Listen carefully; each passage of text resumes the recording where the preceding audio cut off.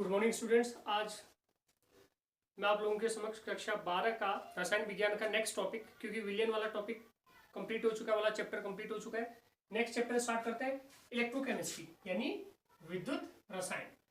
विद्युत रसायन इलेक्ट्रोकेमिस्ट्री पढ़ने के लिए कुछ की वर्ड्स हैं जिनके बारे में समझ होनी बहुत जरूरी है। आइए सीधे स्टार्ट करते हैं उन की वर्ड्सों की ओर। देखिए होता क्या है, जब किसी, देखो 3-4 कीवर्ड्स इसी से आप लोगों के क्लियर हो जाएंगे। जब किसी धातु क्षण को, माना मैं जिंक की बात कर रहा हूं, माना ये जिंक की क्षण है, ठीक है। जब किसी धातु क्षण को यानी जिंक की क्षण को उसी धातु के लवण विलयन में डुबाते हैं, यानी अगर ये जिंक की क्षण है तो ये हो जाएगा उसका लवण विलयन ZnSO4, ठीक है। इसके बदले अगर कॉपर लिया होता कॉपर सल्फेट, ऐसे लवण विलयन, जैसे अगर हमने फेरस लिया होता, आयरन की क्षण ली होती तो फेरस सल्फेट FeSO4। तो जब किसी धातु की क्षण को उसी धातु के लवण विलयन में डुबाते हैं तो लवण विलयन के सापेक्ष धातु की क्षण या तो धनावेशित हो जाती है या ऋणावेशित हो जाती है। ध्यान से सुनिए, यानी जब किसी धातु की क्षण को उसी धातु के लवण विलयन में डुबोते हैं या डिप किया जाता है तो धातु की क्षण उसी धातु के लवण विलयन के सापेक्ष जो होगा क्या हो जाएगा, धनावेशित या ऋणावेशित हो जाती है। यानी वैसे बहुत से इंग्लिश मीडियम के बच्चों की वो आ रही थी रिक्वेस्ट की, कुछ अंग्रेजी के कीवर्ड्स भी यूज करें ताकि उनके भी समझ में आ जाए। यानी when a metal dipped in the solution of the same metallic salt के सॉल्यूशन में जब किसी मेटेलिक रॉड को डिप किया जाता है तो metallic rod acquire either positive or negative charge. Such type of metallic rod is known as electrode. तो इलेक्ट्रोड का मतलब हुआ जब किसी धातु क्षण को उसी धातु के लवण विलयन में अगर डुबोया, इलेक्ट्रोलाइटिक सॉल्यूशन में डुबाया, ठीक है। किसी धातु के क्षण को उसी धातु का लवण विलयन होना जरूरी है, ऐसा नहीं कि यहाँ जिंक की क्षण लिया और यहाँ कॉपर सल्फेट में डुबा लिया, फिर यहाँ पे इनके मध्य विभव स्थापित नहीं हो पाएगा। तो धातु की क्षण को उसी धातु के लवण विलयन में डुबाने पर, यानी when a metal is dipped in the salt solution of the same metal, the metallic rod acquire either positive or negative charge. Such type of metallic rod is known as electrode. इस प्रकार की आवेशित धातु क्षण को क्या कहेंगे, electrode कहेंगे। दूसरा है इलेक्ट्रोड पोटेंशियल, यानी इलेक्ट्रोड विभव।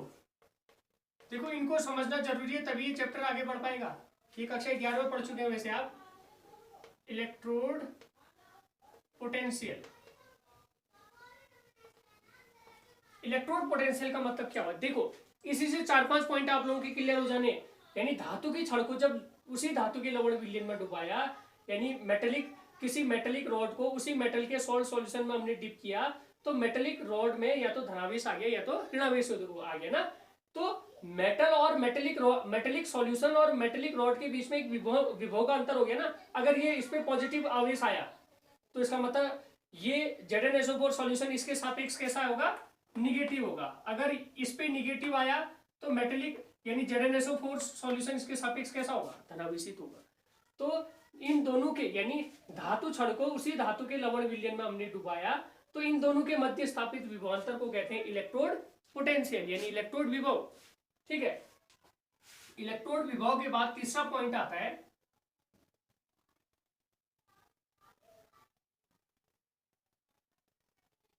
इलेक्ट्रोड विभव हो गया हाफ सेल यानी अर्ध सेल। This whole device is known as half cell, यानी यह पूरी युक्ति अर्ध सेल कहलाती है। यानी कौन सी युक्ति, जब किसी धातु क्षण को उसी धातु के लवण विलयन में डुबाया, यानी मेटेलिक रॉड को उसी मेटल के सॉल्ट सॉल्यूशन में डिप किया तो the whole device is known as half cell, यानी पूरी युक्ति को क्या कहेंगे हम, हाफ सेल कहेंगे, ठीक है। हाफ सेल ये हो गया। इलेक्ट्रोड के बाद, इलेक्ट्रोड विभव के बाद हम बात करते हैं टाइप्स ऑफ इलेक्ट्रोड की।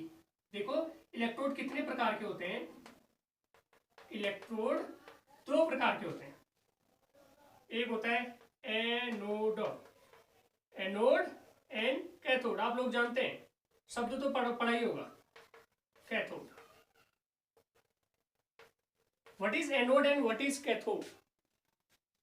वैसे जनरली एनोड और कैथोड को धनावेश और ऋणावेश के रूप में परिभाषित किया जाता है, लेकिन वो रॉन्ग है। अभी टाइप्स ऑफ सेल पढ़ोगे तो आप लोगों के समझ में आ जाएगा। लेकिन जनरल बहुत इजी सा एग्जांपल या इजी सी डेफिनेशन में बताता हूं। एनोड वह अर्ध सेल है या वह इलेक्ट्रोड है जिस पर ऑक्सीडेशन होता है, जिस पर ऑक्सीडेशन होता है, यानी क्या होता है, ऑक्सीकरण होगा। यानी वह इलेक्ट्रोड जिस पर ऑक्सीकरण की क्रिया संपन्न होती है उसे कहते हैं एनोड, ठीक है। और वह इलेक्ट्रोड जिस पर रिडक्शन होता है, अपचयन होता है, उसे कहते हैं कैथोड। वह इलेक्ट्रोड जिस पर हमेशा ऑक्सीकरण होगा वो कहलाएगा एनोड, और जिस पर अपचयन होगा उसे क्या कहेंगे, कैथोड कहेंगे।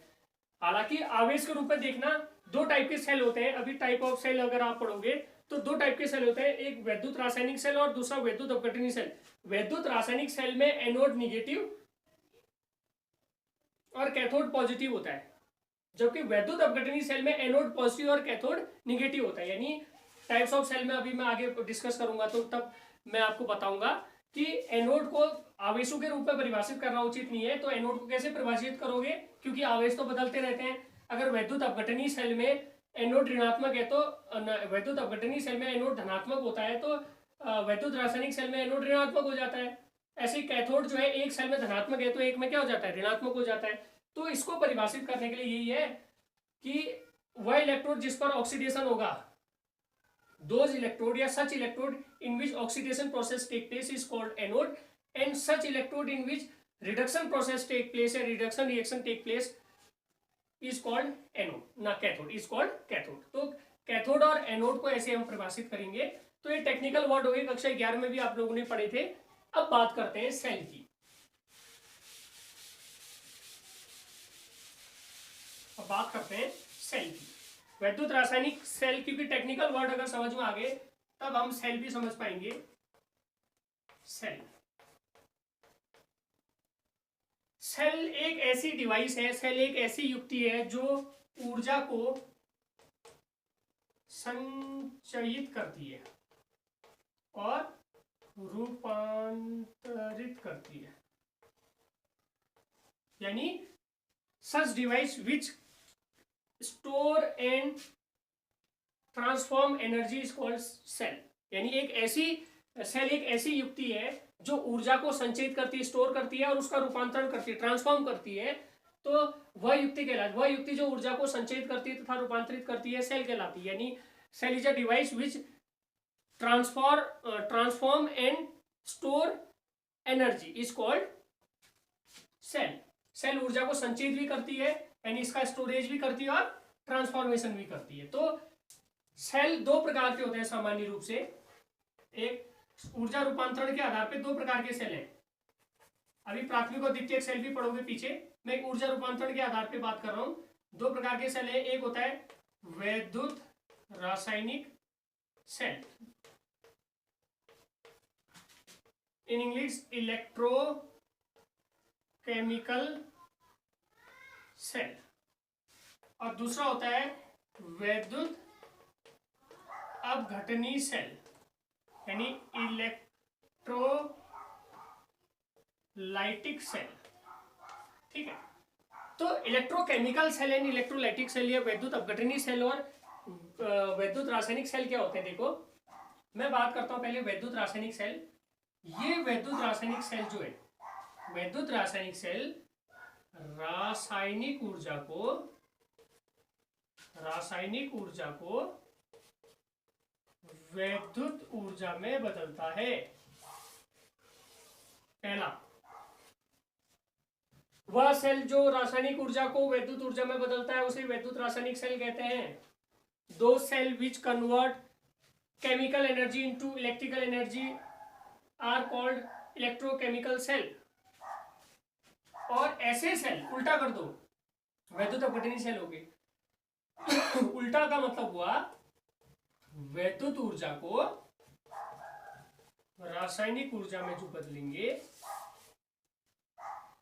वैद्युत ऊर्जा को रासायनिक ऊर्जा में बदलेंगे, उसे क्या कहेंगे, वैद्युत अपघटनी सेल। यानी ध्यान से देखो, इन सेलों के अंदर, यानी वैद्युत रासायनिक सेलों के अंदर रासायनिक क्रियाएं अपने आप ही संपन्न होंगी, जिससे विद्युत धारा अपने आप ही जनरेट होगी उस वाले सेल में। और इस वाले सेल में बाहर से हमें विद्युत ऊर्जा देनी है, और इस विद्युत ऊर्जा के टर्म पर वहां पे उस सेल में क्या होगी, रासायनिक क्रियाएं संभव होंगी, क्योंकि विद्युत ऊर्जा रासायनिक ऊर्जा में परिवर्तित होती है, यहाँ पे रासायनिक ऊर्जा विद्युत ऊर्जा में परिवर्तित होती है। तो इस सेल, पहले वाले सेल में तो रासायनिक अभिक्रियाएं संपन्न होंगी, जिसके कारण विद्युत ऊर्जा बन रही है, विद्युत ऊर्जा यानी इलेक्ट्रिसिटी जनरेट होगी। जबकि दूसरे विद्युत अपघटन सेल में बाहर से हम विद्युत ऊर्जा देंगे यानी इलेक्ट्रिसिटी प्रोवाइड कराएंगे, जिससे कि उस सेल में रासायनिक क्रियाएं संपन्न होंगी।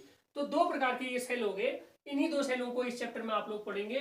तो अब पहले सेल की बात करते हैं, दैट इज इलेक्ट्रोकेमिकल सेल या वैद्युत रासायनिक सेल।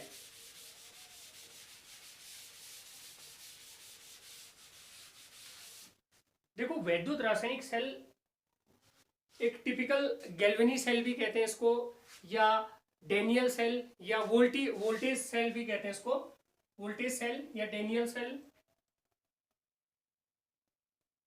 देखो यहां पे बना देता हूं मैं, इस सेल में डेनियल सेल की बात करते हैं या गैल्वेनी सेल की बात करते हैं। ध्यान से देखना, है लंबा है लेकिन पूरी प्रोसेस सीधे आप लोगों के समझ में आ जानी है। इसमें दो अर्ध सेल होते हैं, संरचना और क्रियाविधि साथ साथ ही बता रहे हैं, इसलिए ध्यान से देखो। डेनियल सेल वैद्युत रासायनिक सेल, इलेक्ट्रोकेमिकल सेल की बात कर रहा हूं, इलेक्ट्रोकेमिकल सेल, इलेक्ट्रोकेमिकल सेल यानी डेनियल सेल,